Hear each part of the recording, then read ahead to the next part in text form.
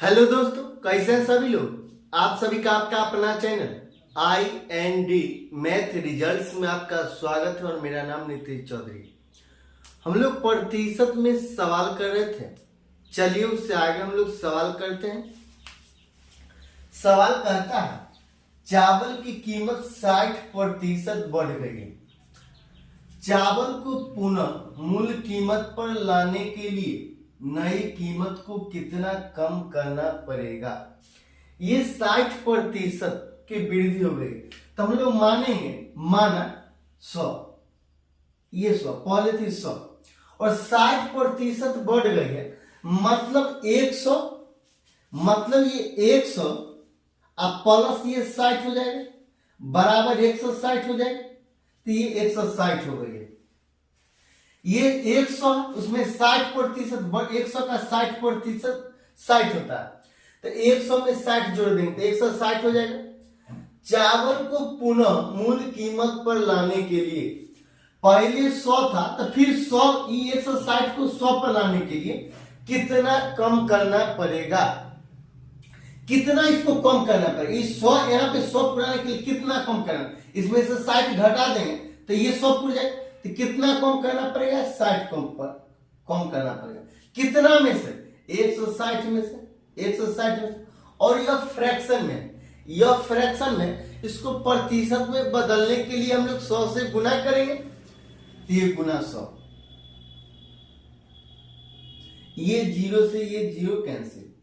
अब ये 2 से काटेंगे तो 8 बार, 2 से काटेंगे तो 3 बार में, ये 300 बटा 8 तो 8 को 3 बार पढ़ेंगे तो ये 24 हो जाएगा, 6 0 और 8 6 0, 8 को 7 बार पढ़ेंगे तो 56, 4 0, ये सारे 37 सही, 1/2% हो जाएगा। यही आंसर विधि नंबर 1।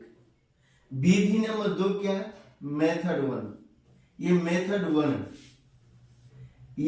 है, ये मेथड 2 है।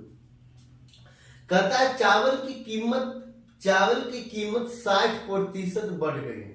60%, ये 60% का फ्रैक्शन वैल्यू कितना होता है, ये 60%, ये 60% का फ्रैक्शन वैल्यू कितना होता है, ये 60 हो जाएगा अब बट्टा में 100 हो जाएगा। ये 0 से 0 कैंसिल, 3 अब बट्टा 5, मतलब ये 60% का फ्रैक्शन वैल्यू हो जाएगा 3/5।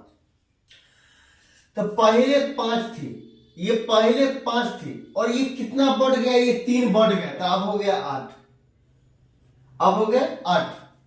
तो कहता है चावल को पुनः मूल कीमत पर लाने के लिए नई कीमत को कितना कम करना पड़ेगा। ये कितना कम करना पड़ेगा, ये 5 पुराने केस में से 3 घटाना पड़ेगा। कितना में से, 8 में से। ये फ्रैक्शन, इसको प्रतिशत में बदलने के लिए हम 100 से गुना कर देंगे तो ये 37 सही 1/2% हो जाएगा। ये दोनों मेथड में अंतर क्या है, ये दोनों मेथड में अंतर सीधे यहां तक आता है। ये स्टेप, एक स्टेप खत्म हो जाता है, ये 300/8 हो जाता है। ये 3 को 100 से गुना करें 300/8 हो जाता है, उसको भाग कीजिए आंसर निकलेगा। ये वाला ये स्टेप खत्म हो जाता है, ये स्टेप खत्म हो जाता है। फिर अगला सवाल क्या कहता है, किसी वस्तु की कीमत में 10% की कमी की गई है।